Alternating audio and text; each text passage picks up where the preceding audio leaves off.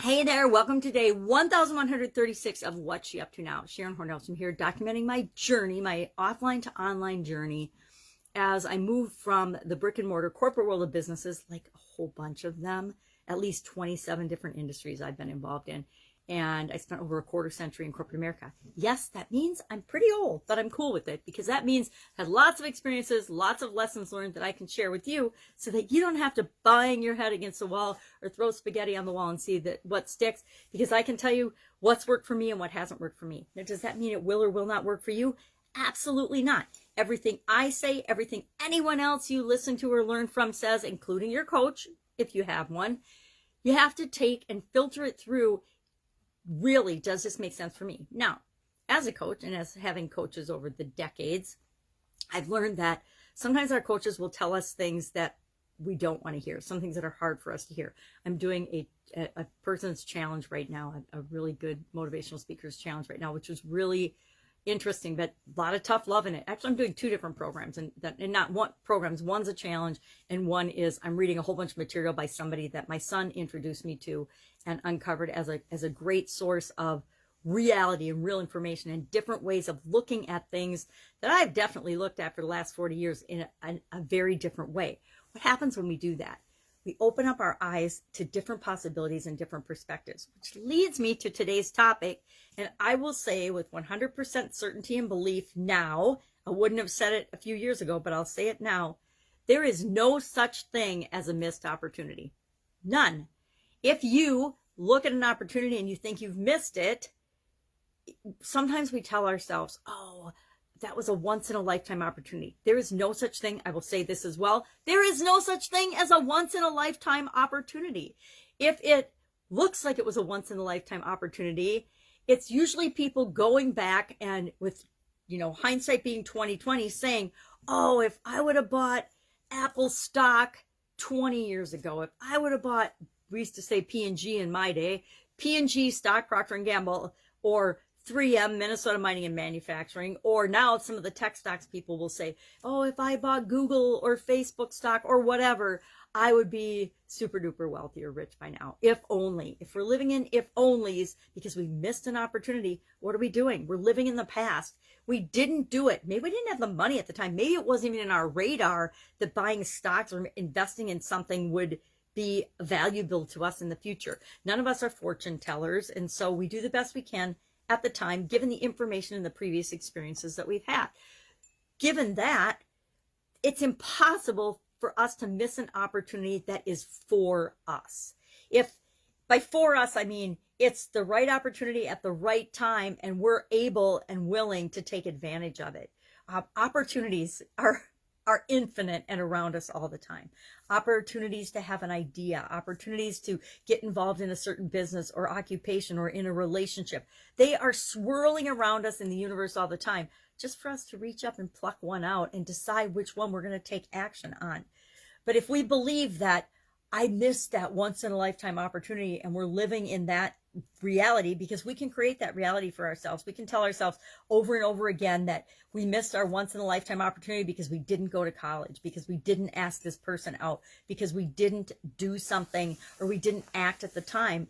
And we can have a miserable life because we keep telling ourselves that story. Or we can say, hey, wait a minute, this is an incredibly abundant universe. There are always millions and millions of ideas, if not infinite ideas and possibilities and opportunities swirling around. What do I want to explore? What do I want to look into? And when we ask ourselves the right question and we look for the opportunities, all of a sudden we have more opportunities than we know what to do with. But when we close ourselves off and we tell ourselves lies, because they're absolutely excuses and lies, that, oh, I missed out on that thing, or, she got that promotion and I didn't, or he married her, not me. Good grief, boy, that's a sad one if we're thinking that. But millions of people are. I guarantee there are millions of people right now, or even tens of millions or hundreds of millions of people thinking and dwelling in the past and saying, oh my gosh, I missed out on this. And because of that, this is why my life is the way it is right now. Really? No. Our lives are the way they are right now. And I'm talking to myself right now. Let's be honest. I am talking to myself absolutely positively, because there are areas and aspects of my life that I have just stopped and settled for. And I look around and I'm like, really? You're sitting here with a bunch of teddy bears. What is up with that? That needs to change. Is it comfortable? Sure. But whenever we're living and staying in our comfort zone, we're not growing and we're not being the best version of ourselves. And when we're not growing and continuing to improve and being the best version of ourselves, who are we lying to? Well, we're lying to the whole wide world, right? We're being a fraud to the whole wide world, but we're also, more importantly, lying to ourselves and making ourselves think everything's okay. This is just fine. I can be this way, and it won't impact anybody else. Guess what? It won't impact anybody else, but that's the point. We're not here to just do the minimum to get by and be fine.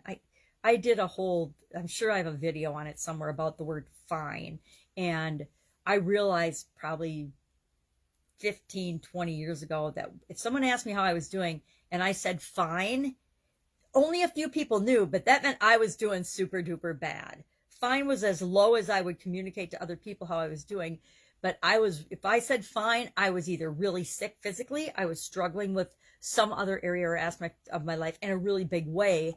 But I would say, oh, I'm fine, because we put that facade on for corporate America. We put that mask on for other people, so they don't really know, oh my God, I'm human and I am falling to pieces in this area or aspect of my life. I'm not going to let it affect my work. I'm not going to let it affect my business, but this is really hard to deal with while I'm still trying to put a shiny, nice face or mask on for the people that I'm interacting with on a daily basis.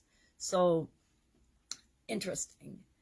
Missed opportunity. Love to know your take on missed opportunity. Do you believe that, you've missed out on huge opportunities? I guarantee every single one of us on the planet have missed a whole lot of opportunities, mainly because we never even saw them. They were right in front of our eyes, and we were filtering them out because we weren't ready. We didn't even see them. So that's my rant today, I guess. What else am I doing?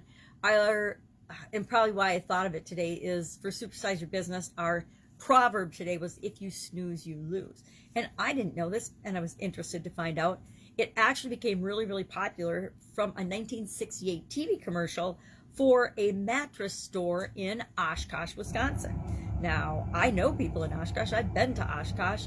I like Oshkosh, but I thought it was funny that Wilbur Kroskowski and his wife, he was the owner of the mattress store, he did the commercial, and his wife wrote the commercial, and it took off and was very, very popular at the time. Remember back in the days when all we had was television and just a few television stations? Back in those days, it was a very different world, and how people were influenced and saw things and got messages.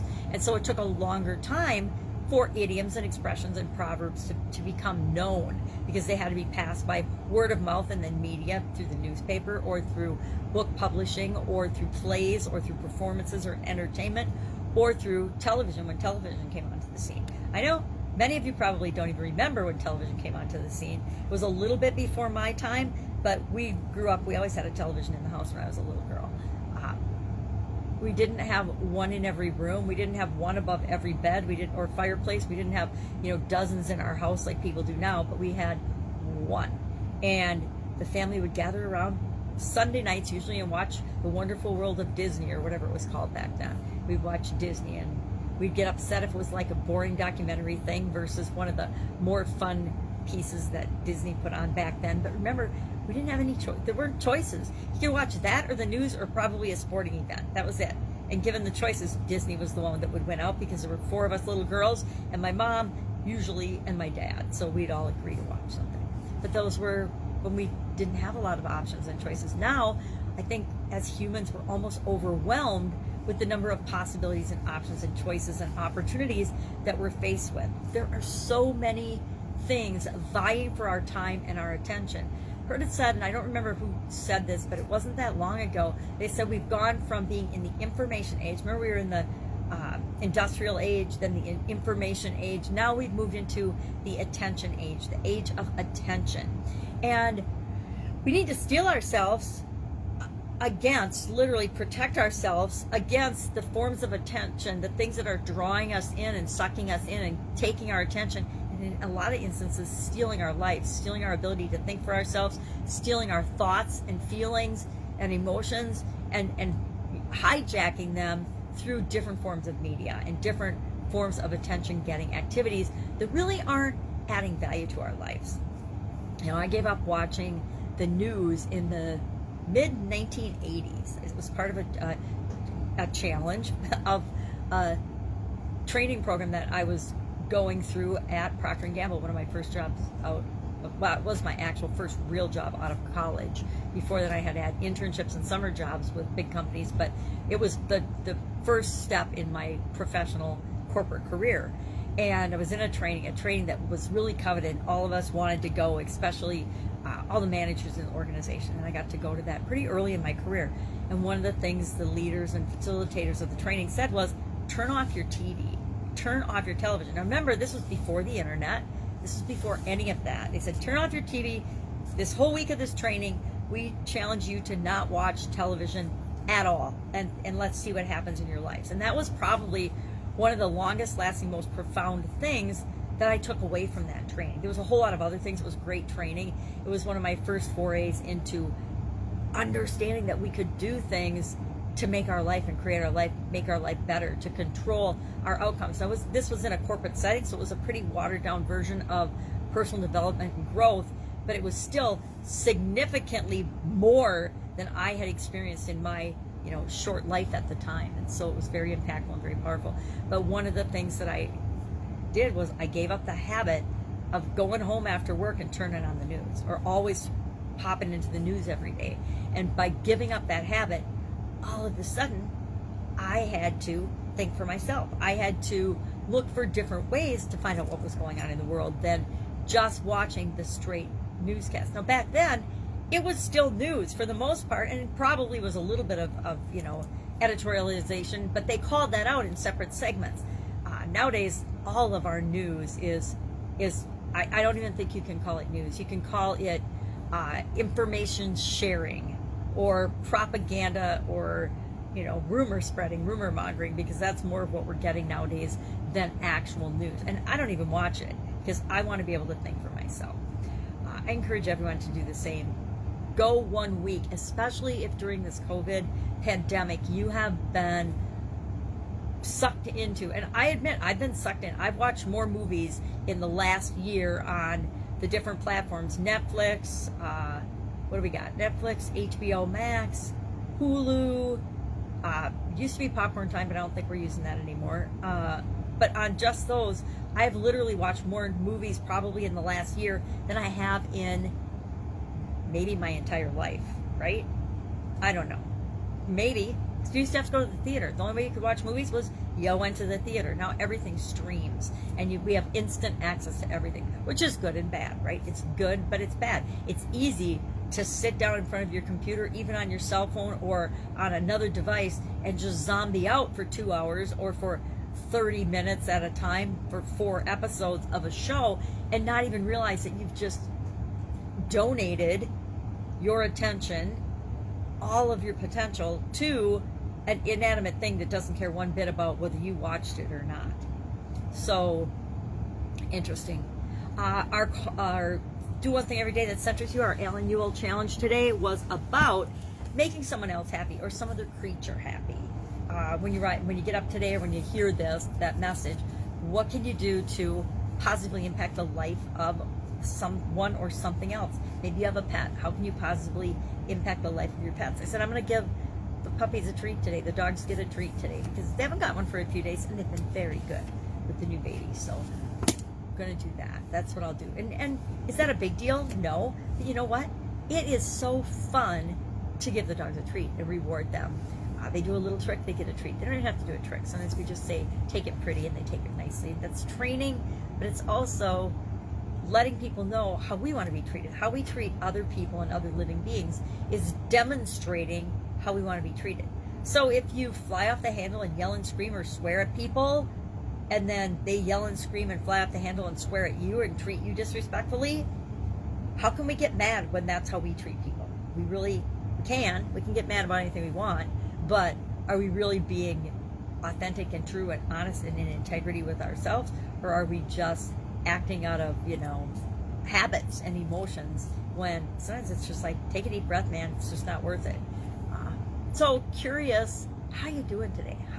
Seriously, how are you doing today? You know, we're 3 months into 2021. I got a big birthday coming up on Friday, another big one. I had a big one last year and another big one. I guess every year when you reach a certain age, they're all a big deal. You know, every day above ground's a good day.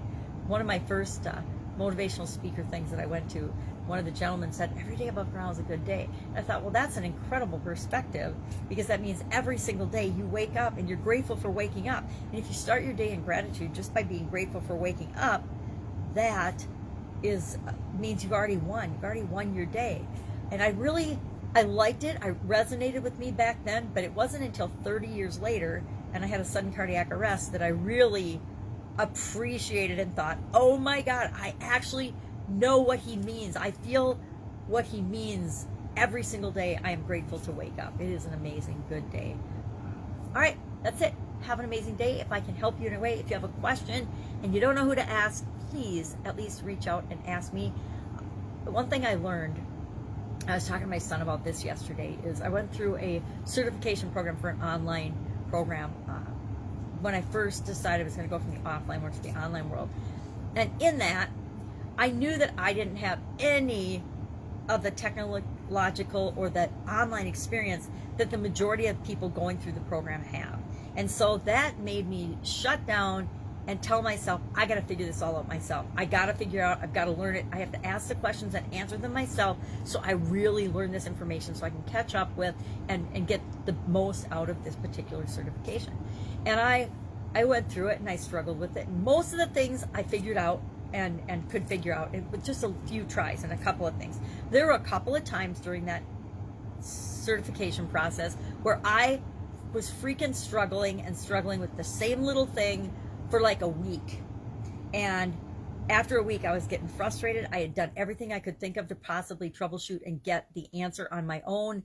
And usually there were only 2 times I let this happen, but I let it go a week or maybe 2 weeks. And the content was released on a once a week basis. So you'd get content. Well, then if I hadn't figured out the lesson for that week and the new week's content came out, usually I was biting, nipping at the bit, trying to get the information sooner, but you couldn't do that in the program because it was already, pre-done and evergreen.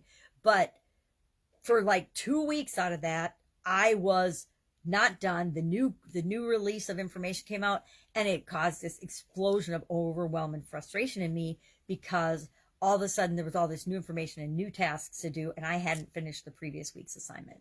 And so on those occasions, we had a Facebook group, private group for the group of being certified in this technology, and we could ask questions. Well, as soon as I asked the question, even before anybody could answer on the group call or on the Facebook group, I knew the answer. I figured out the answer and I figured it out. That happened twice during that training. But the lesson for me wasn't that I needed to ask and not get frustrated. The lesson was I needed to ask as soon as I was struggling with it and I had exhausted my current resources, so that I never got to the level of being frustrated or overwhelmed by it, because that was all of my own creation. Had I asked on, say, the 3rd or 4th day after I'd tried all the things that I knew of, because then after the second, or usually the first day, I was just hunting and pecking and trying to figure out ways of figuring it out that were not very effective. But as soon as I opened up myself to asking, all of a sudden I had the answer, and that made life a whole lot easier. So now I'm a lot better about asking.